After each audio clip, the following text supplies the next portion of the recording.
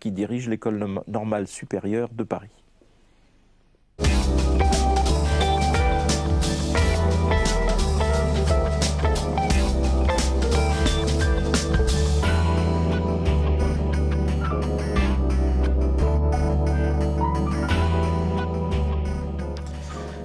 Caroline Forest, bonjour. Bonjour. Vous êtes essayiste et on peut écouter vos chroniques sur France Culture ou les lire dans Le Monde. Et vous publiez ces jours-ci un livre consacré à Marine Le Pen, qui est une biographie que vous avez coécrit avec Fiametta Wener, et qui tombe bien, puisque Marine Le Pen est au cœur du débat politique, puisqu'on l'annonce, peut-être un peu tôt d'ailleurs, présente au deuxième tour, en tout cas qu'elle est une menace de répétition du fameux avril 2002. Et donc c'est évidemment intéressant de se plonger dans sa biographie. Alors cette biographie, il y a tout dans ce livre, donc qu'il faut recommander chaleureusement pour s'instruire et pour s'informer du phénomène Marine Le Pen. Vous centrez beaucoup votre propos sur la relation avec le père, évidemment, mais aussi sur l'idée qu'au fond, le Front National, c'est une affaire de famille. Mais ce n'est pas seulement au sens figuré, c'est aussi au sens propre du terme. C'est vraiment l'histoire d'un clan et quand on le dit comme ça, évidemment, ça saute aux yeux, c'est évident. On a une tradition qui est très étonnante dans ce parti, qui est quasiment...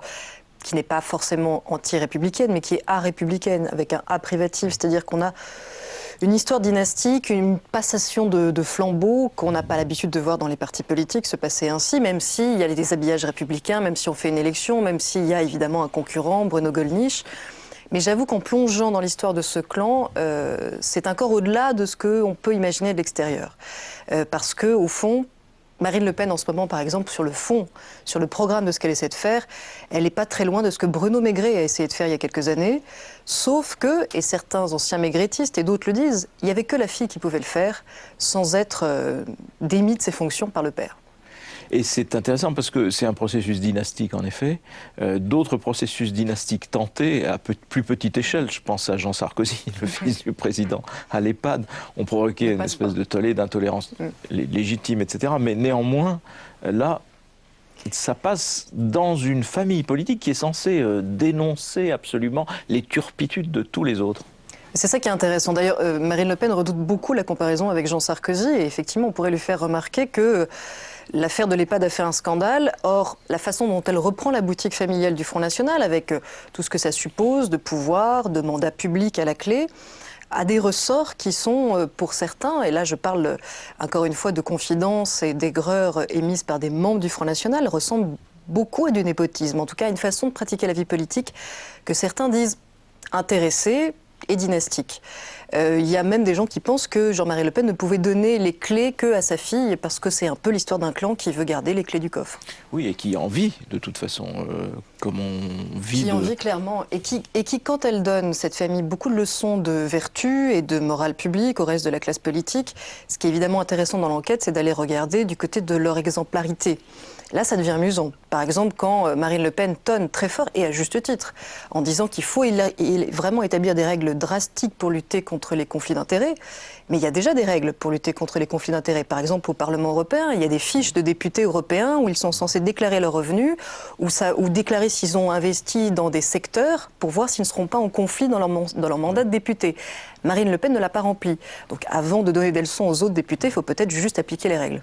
Alors, venons-en au mot-clé autour de Marine Le Pen, c'est le mot dédiabolisation.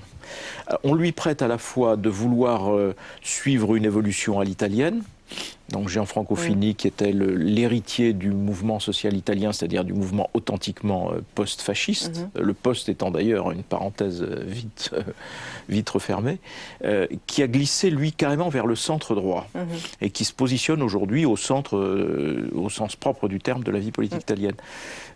On lui a donc prêté presque automatiquement la volonté de faire ce parcours, et on l'a décrété dédiabolisé, au fond, sur une notation ou un jugement sur les camps de concentration.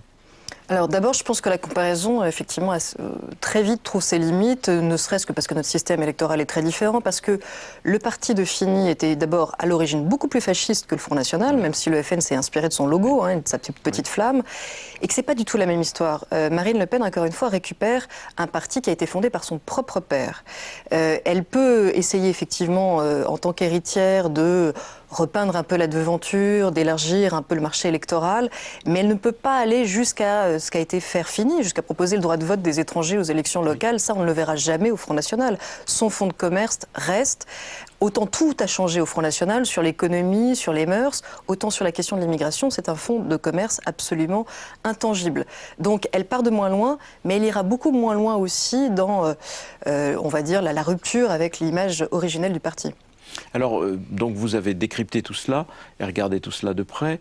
Considérez-vous vous-même que sa dédiabolisation est à ce stade légitime, ou bien est-ce qu'elle doit beaucoup à un effet de médias, tout simplement d'engouement des médias autour d'elle qui l'ont aussitôt décrétée, dédiabolisée ? Il y a les deux. Je veux dire qu'elle a fait un pas de côté, c'est évident. Elle a fait un pas de côté sur les questions de Pax, d'IVG. Mais enfin, c'est un tout petit pas de côté qui a été un peu exagéré quand on dit qu'elle est soudainement féministe parce qu'elle ne veut plus abroger la loi Veil. On oublie de dire qu'elle veut dérembourser l'IVG, qu'elle veut insuffler le caractère sacré de la vie, qu'elle critique le planning familial et qu'elle donne quand même beaucoup de gages à des réseaux catholiques intégristes qu'elle défrise incontestablement par son mode de vie. Enfin, Jean-Marie Le Pen aussi n'était pas tout à fait en harmonie entre son mode de vie et ses leçons de morale. Mais qu'elle continue à considérer comme faisant partie de son public potentiel. Donc, elle a fait un pas de côté, d'accord. Elle a évidemment fait un mea culpa sur la question de la Seconde Guerre mondiale et des camps de concentration, mais dont on ne peut quand même pas dire que cela suffit à lui donner des gages de modernité. Considérer que le nazisme est une abomination devrait quand même plutôt faire partie d'un parti pris initial minimum. C'est pas non plus le gage d'une immense ouverture d'esprit. Et ensuite, vous avez raison, je pense qu'il y a sa dédiabolisation, la facilité avec laquelle elle a pu se dédiaboliser est symptomatique de plein de petites défaillances de notre démocratie politique. D'abord, on voit à quel point la pipolisation de la vie politique, le traitement anecdotique de la vie politique, dont souffrent d'ailleurs tous les hommes et les femmes politiques, mais dont souffrent aussi certains journalistes, facilite ce genre de démagogie, facilite ce genre d'opération séduction à peu de frais. Alors, à mesure que le président de la République et l'UMP, ou une partie de l'UMP, glissent vers les thèmes du Front National, voire les faits siens, on pense notamment à certains discours du ministre de l'Intérieur, etc., elle se déplace. Et je vais pas dire qu'elle va vers la gauche, mais en tout cas, elle va vers des thèmes qui n'étaient pas ceux de sa famille politique. Vous faisiez allusion tout à l'heure au lien avec les catholiques intégristes, qui sont une mouvance très particulière. Et là, elle nous parle de laïcité. Alors là encore, est-ce que c'est simplement l'usage des mots qu'elle met en avant, ou bien est-ce que ça correspond à derrière, est-ce qu'il y a une vraie stratégie politique qui tend au fond, à terme, à faire du Front National, version Marine Le Pen, un parti de gouvernement? Alors, c'est pas tellement que c'est l'optique d'être un parti de gouvernement, même si bien sûr son objectif est encore une fois de faire beaucoup plus de chiffres électoraux et de peser au point d'obliger la droite à se recomposer même autour d'elle. Mais en tout cas, c'est certain qu'elle a moins de culture historique que son père. Elle est d'une autre génération, ce qui lui permet de faire un peu tout et n'importe quoi avec les mots. Donc quand elle se saisit du drapeau de la laïcité, c'est évidemment un revirement, c'est une OPA tout à fait osée de la part de quelqu'un qui vient du Front National. Mais là où elle est quand même très culottée, c'est qu'elle arrive à le faire, y compris sur l'économie, en laissant penser que ça a toujours été un thème de combat du Front National. Elle m'a quand même soutenu que la laïcité avait toujours été dans les programmes du FN, ce qui est absolument faux. Et quand vous interrogez des membres du FN, ils vous disent, mais évidemment que Jean-Marie Le Pen ne parlait jamais de laïcité, puisqu'il y avait suffisamment de monarchistes, de gens qui estiment que la République c'est la gueuse, et d'intégristes au Front National pour ne pas avoir envie de parler du mot de laïcité.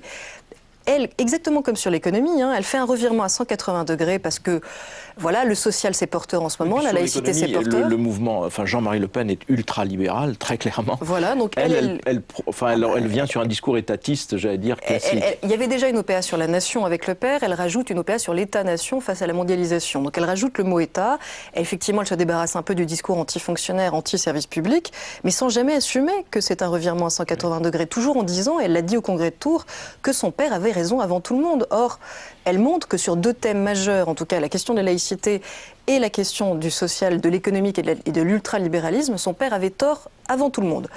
Mais ce qui est intéressant dans l'histoire de la laïcité et du tournant républicain, c'est notamment les coulisses du discours de Valmy, parce qu'en fait, son père avait commencé ce tournant un peu avant elle, sous son influence d'ailleurs.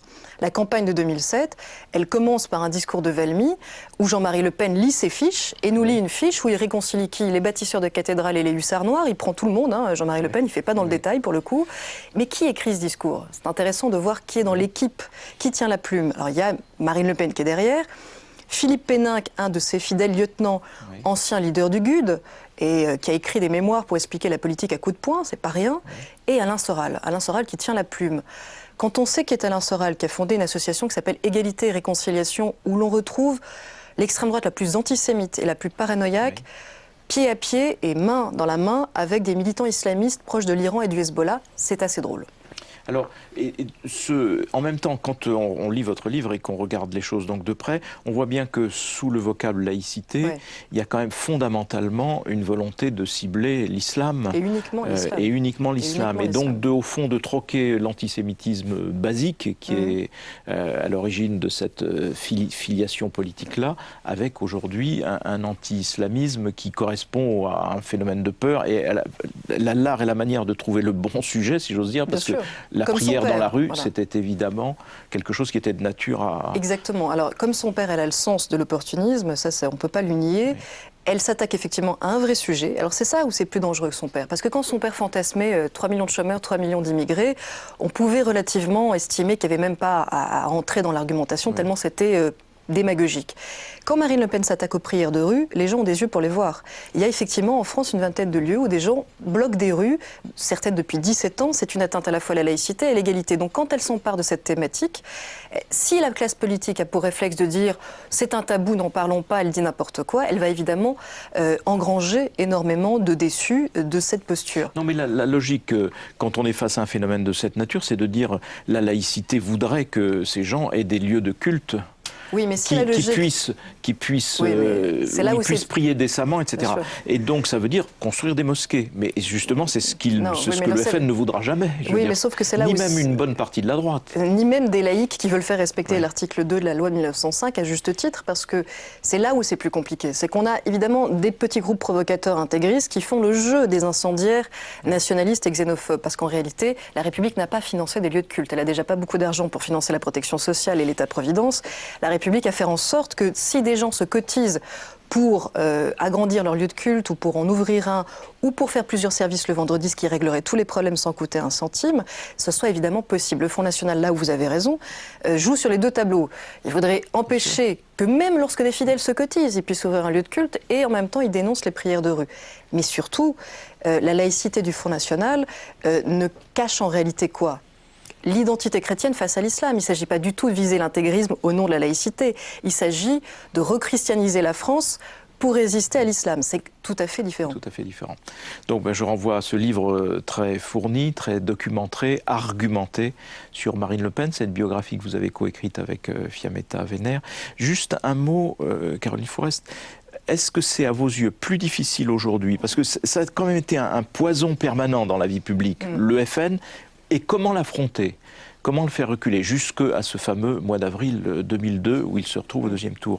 Est-ce que ça vous paraît plus compliqué, plus sophistiqué, plus difficile face à Marine Le Pen que ça ne l'était avec Jean-Marie Le Pen? Donc au fond, est-ce que nous ne sommes pas au-devant de difficultés plus grandes encore avec le FN version Marine Le Pen qu'avec le FN version Jean-Marie Le Pen? Bien sûr, c'est beaucoup plus exigeant de résister face à Marine Le Pen qu'à Jean-Marie Le Pen, parce qu'on ne pourra pas attendre la petite phrase de trop et on ne pourra pas se contenter, même s'il n'y a pas eu que ça, il y a eu un vrai travail critique aussi sur le Front National de Jean-Marie Le Pen, mais là il va falloir être extrêmement précis, extrêmement argumenté, et je pense qu'il va falloir comprendre que les failles ne sont pas tout à fait les mêmes que celles de son père, pour par exemple la question de l'exemplarité en termes de morale publique, et à mon avis une des failles de ce nouveau Front National. On ne pourra pas se contenter de la diabolisation et en même temps, on ne peut pas passer d'un excès à l'autre. On ne peut pas commencer à déculpabiliser les électeurs du Front National parce que les votes qu'ils s'apprêtent à donner, non seulement à la présidentielle, mais l'enjeu pour le Front National, c'est aussi la législative, qui est beaucoup plus rémunératrice. Si elle fait un score législatif important, ce sont des millions à la clé de subventions publiques qui vont faire vivre cette boutique pour encore peut-être 10, 20 ans dans notre vie publique, avec ce que ça veut dire de raccourcis, de malentendus, de temps perdu, pour la pédagogie sur des enjeux très complexes. Donc c'est une grosse responsabilité qu'ont les Français et il faut leur expliquer avec responsabilité, sans faire non plus ni de raccourcis, ni d'amalgame, avec beaucoup de pédagogie. En tout cas, je renvoie à votre regard quasi clinique donc, sur cette biographie de Marine Le Pen. Merci Caroline Fourest. Merci.